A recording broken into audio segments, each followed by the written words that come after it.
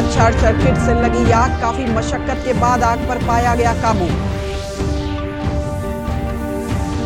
टीका उत्सव का आज अंतिम दिन, राज्य सरकार ने 4 लाख लोगों के टीकाकरण का रखा लक्ष्य।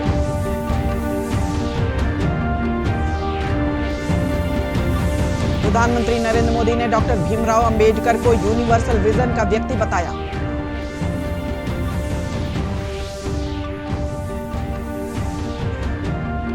और गुजरात में बॉयलर फटने से कटिहार के 4 मजदूरों की मौत, मृतकों के गांव में छाया मातम।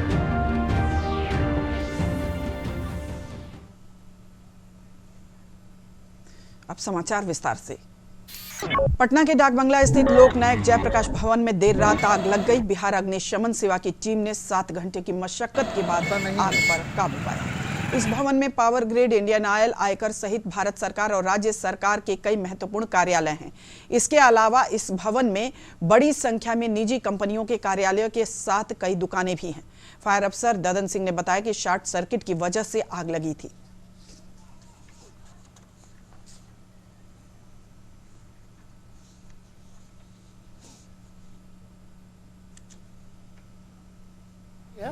अब जहाँ थोड़ा बहुत रजिस्टर और गोदरेज का जो धुआं है वो है जो मेरा काम कर रहा है अभी। और आग को पर हम लोग पूर्ण रूप से, या आग जो है शॉर्ट सर्किट के कारण हुई है। केबल एसी वाला जो हुआ है वही हमको लगता है ऑन कर ले ही लोग छोड़ के चले गए, उसी कारण से घटना हुई। लापरवाही तो जरूर बढ़ती है। 11 अप्रैल से चलाए जा रहे टीका उत्सव का आज अंतिम दिन है। इस दौरान राज्य सरकार ने प्रतिदिन 4 लाख लोगों को टीका लगाने का लक्ष्य निर्धारित किया है। जिलों से मिल रही रिपोर्टों के अनुसार टीका उत्सव के दौरान बड़ी संख्या में लोग टीका केंद्रों पर टीका लेने के लिए आ रहे हैं। टीका उत्सव को व्यापक बनाने के लिए स्थानीय प्रशासन की ओर से टीका लेने के लिए लोगों को प्रेरित किया जा रहा है। प्रदेश में टीके की उपलब्धता को सुनिश्चित करने के लिए केंद्र सरकार की ओर से 5 लाख अतिरिक्त टीके की डोज बिहार सरकार को उपलब्ध करा दी गई है। केंद्रीय मंत्री रविशंकर प्रसाद पटना स्थित IGIMS का कल दौरा कर यहां चल रहे कोरोना टीका उत्सव का निरीक्षण किया। निरीक्षण के दौरान संवाददाताओं को संबोधित करते हुए श्री प्रसाद ने कहा कि पूरा देश कोरोना की लड़ाई में एक साथ खड़ा है।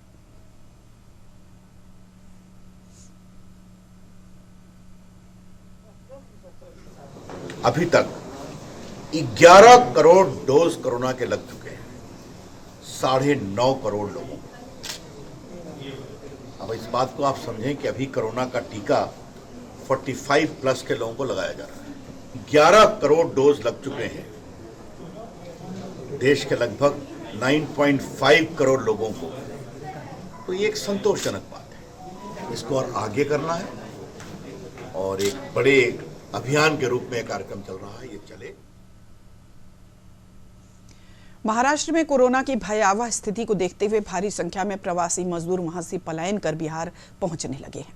राज्य सरकार ने प्रदेश के सभी महत्वपूर्ण स्टेशनों पर मुंबई से आने वाले सभी ट्रेनों की यात्रियों का एंटीजन किट से जांच की व्यवस्था उपलब्ध कराई है।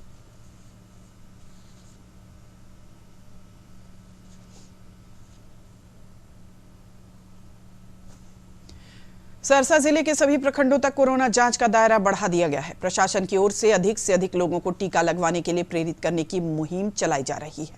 इस कारण टीका केंद्रों पर बड़ी संख्या में टीका लेने के लिए लोग पहुंच रहे हैं। जिलाधिकारी कौशल कुमार ने यह जानकारी देते हुए बताया कि जिले में बढ़ते कोरोना संक्रमण को देखते हुए 85 कंटेनमेंट जोन बनाए गए हैं। उन्होंने बताया कि जिले में 77,000 लोगों को टीके का पहला डोज दिया जा चुका है। टोटल 85 कंटेनमेंट जोन बनाया गया है, जिसमें कि 53 अर्बन क्षेत्र में है, 32 ग्रामीण क्षेत्र में है। अभी वैक्सीनेशन का कार्य भी करीब 57 जगहों पे चल रहा है। हम लोग अभी 77,4 लोगों को फर्स्ट डोज दे चुके हैं और 9,184 लोगों को सेकेंड डोज दे चुके हैं। मेरा आप लोग से विनम्र अनुरोध रहेगा कि जो भी लक्षित ग्रुप हैं, जो 45 वर्ष से ऊपर के लोग जिसको हम लोग टीका दे रहे हैं, वो सेशन साइट पर जाकर जरूर टीका लें। साथ ही जो फर्स्ट डोज ले चुके हैं उनको अनिवार्य रूप से सेकंड डोज लेना है, इसलिए वो भी अपना ड्यू डेट होने के बाद टीकाकरण स्थल पर जाकर अपना टीका लें। प्रदेश के विभिन्न जिलों से कल 4,157 नए मामलों की पुष्टि होने के बाद प्रदेश में सक्रिय मरीजों की संख्या बढ़कर 20,148 हो गई है। कोरोना संक्रमण के बढ़ते फैलाव को रोकने के लिए राज्य सरकार ने ट्रेसिंग के साथ टेस्टिंग और ट्रीटमेंट भी तेज कर दिया है।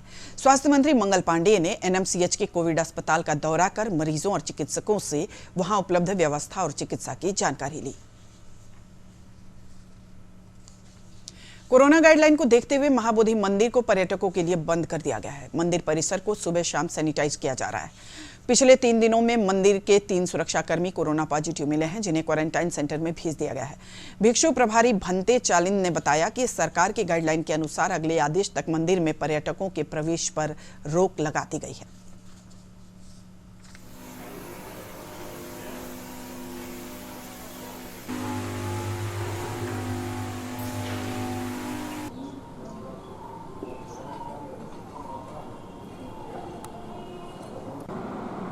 सरकार का गाइडलाइन के अनुसार हम लोग आज से बंद कर दिया कि आम श्रद्धालु नहीं जाएंगे, लेकिन हम लोग का बीटीएमसी का घंटे सब सुबह शाम लोग पूजा जो है वो तो करते रहेंगे और दोपहर का जो खीर चढ़ता है ना वो भी करते रहेंगे।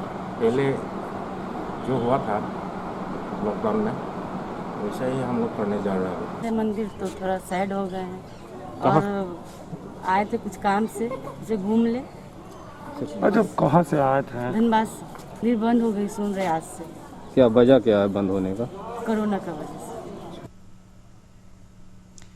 भारत रत्न डॉक्टर भीमराव अंबेडकर की आज जयंती है। इस अवसर पर भारतीय विश्वविद्यालयों के संघ के 95वें वार्षिक सम्मेलन को वर्चुअल माध्यम से संबोधित करते हुए प्रधानमंत्री ने कहा कि डॉक्टर अंबेडकर यूनिवर्सल विजन के व्यक्ति थे।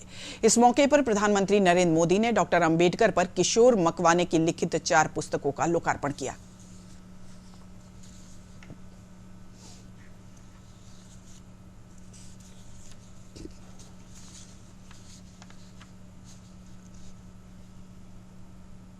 आजादी के बाद का भारत अपनी उसी लोकतांत्रिक विरासत को मजबूत करके आगे बढ़े। बाबा साहब ने इसका एक मजबूत आधार देश को दिया। बाबा साहब को अब हम पढ़ते हैं, समझते हैं तो हमें एहसास होता है कि वो एक यूनिवर्सल विजन के व्यक्ति थे। श्री किशोर मकवाने जी की किताब में बाबा साहब के इस विजन के स्पष्ट दर्शन होते हैं। उनकी एक पुस्तक बाबा साहब के जीवन दर्शन से परिचित कराती है, दूसरी किताब उनके व्यक्ति दर्शन पर केंद्रित है। इसी तरह तीसरी किताब में बाबा साहब का राष्ट्र दर्शन हमारे सामने आता है और चौथी किताब में उनके आयाम दर्शन को देशवासियों तक ले जाएगी। ये चारों दर्शन अपने आप में किसी आधुनिक शास्त्र से कम नहीं है। मैं चाहूंगा कि देश के विश्वविद्यालयों में, कॉलेजों में हमारी नई पीढ़ी ज्यादा से ज्यादा इन पुस्तकों को और ऐसे कई पुस्तकों को भी पढ़ें। मुख्यमंत्री नीतीश कुमार ने भी बाबा साहब भीमराव अंबेडकर की जयंती पर उनकी तस्वीर पर माल्यार्पण कर उन्हें श्रद्धापूर्वक याद किया। गुजरात के राजकोट स्थित मोरवी जिले के एक निजी कारखाने में बॉयलर फटने से कटिहार के कोढ़ा थाना अंतर्गत नक्कीपुर गांव के 4 मजदूरों की मौत हो गई है। जिलाधिकारी उदयन मिश्र ने यह जानकारी देते हुए 4 मृत मजदूरों और इस घटना में गंभीर रूप से घायल 4 मजदूरों की सूची जारी की है। मृतक मजदूरों में श्रवण कुमार, मुकेश कुमार, बबलू कुमार और देवानंद कुमार शामिल हैं। कटिहार जिला प्रशासन के सहयोग से मृतक मजदूरों का शव लाने का प्रयास जारी है। इस बीच यह खबर सुनने के बाद मृतक मजदूरों के परिजनों का रो रो कर बुरा हाल है। इस घटना से पूरे गांव में मातम छा गया है। मृतक श्रवण कुमार की मां ने बताया कि मौत के कारणों का कुछ भी पता नहीं है।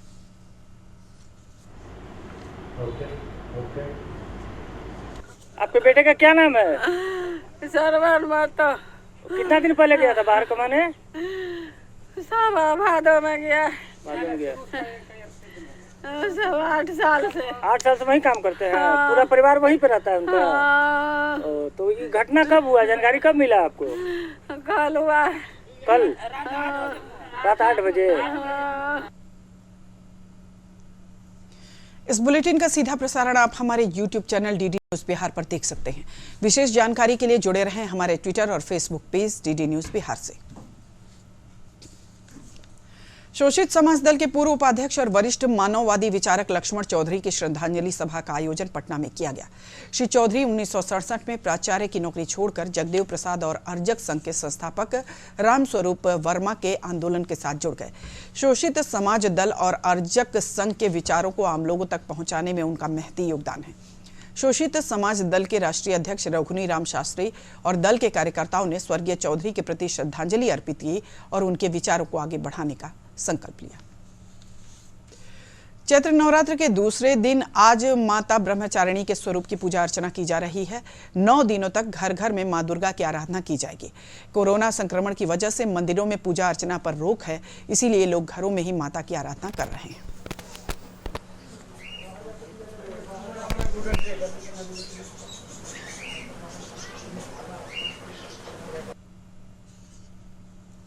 रमजान का पवित्र महीना आज से शुरू हो गया है। 29 या 30 दिनों तक चलने वाले इस महीने में विशेष रूप से इबादतें की जाती हैं। मुख्यमंत्री नीतीश कुमार ने प्रदेशवासियों को रमजान की शुभकामनाएं देते हुए कहा है कि रमजान का महीना रहमतों का महीना है। कोविड-19 के तहत जारी दिशा निर्देशों को ध्यान में रखते हुए इस बार लोग घर पर ही इबादत कर रहे हैं।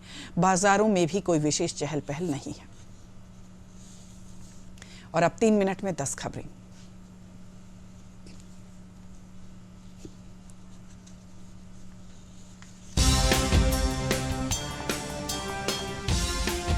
नीति आयोग के सदस्य डॉक्टर वीके पॉल ने कहा है कि विदेश में मंजूर टीकों को बिना क्लिनिकल ट्रायल के देश में आपात इस्तेमाल की मंजूरी देने का फैसला किया गया है।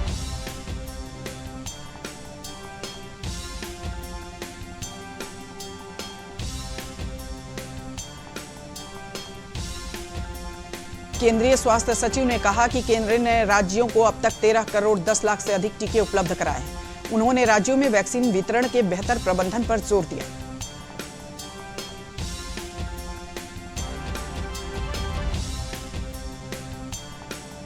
महाराष्ट्र के मुख्यमंत्री उद्धव ठाकरे ने प्रदेश में संचारबंदी की घोषणा की है। आज रात 8 बजे से धारा 144 लागू रहेगी।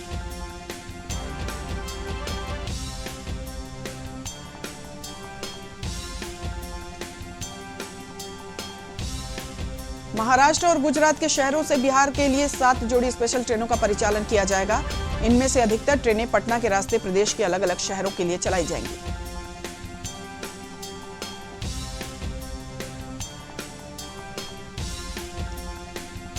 उप मुख्यमंत्री तारकिशोर प्रसाद ने कहा है कि प्रदेश में कोरोना वैक्सीन की कमी नहीं होने दी जाएगी। उन्होंने कहा कि 45 वर्ष से ऊपर के सभी लोगों को समय पर टीका दिया जाएगा।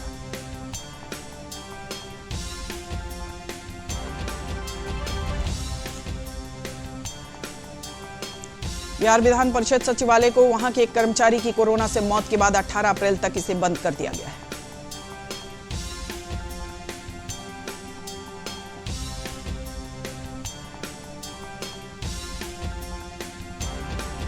बेगूसराय में कोरोना पर नियंत्रण पाने के लिए प्रशासन की ओर से जहां एक ओर सख्ती बरती जा रही है, वहीं बिना मास्क वाले लोगों को गुलाब का फूल देकर जागरूक किया जा रहा है।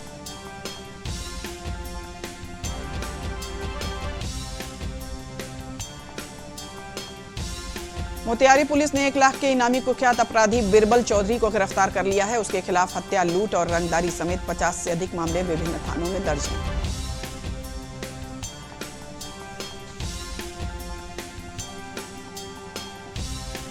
आज वैशाखी है। राज्यपाल फागू चौहान और मुख्यमंत्री नीतीश कुमार ने प्रदेशवासियों को वैशाखी की शुभकामनाएं देते हुए कहा है कि वैशाखी का पर्व किसानों के जीवन में उमंग और उल्लास का संदेश देता है।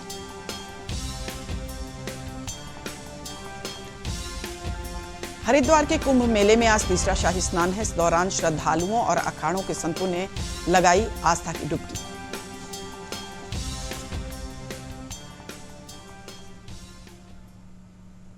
और अंत में मुख्य समाचार एक बार फिर।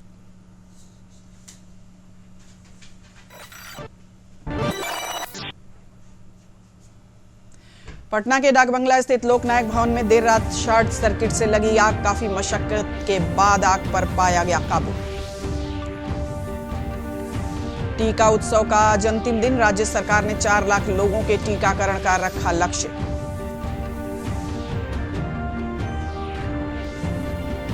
प्रधानमंत्री नरेंद्र मोदी ने डॉक्टर भीमराव अंबेडकर को यूनिवर्सल विजन का व्यक्ति बताया।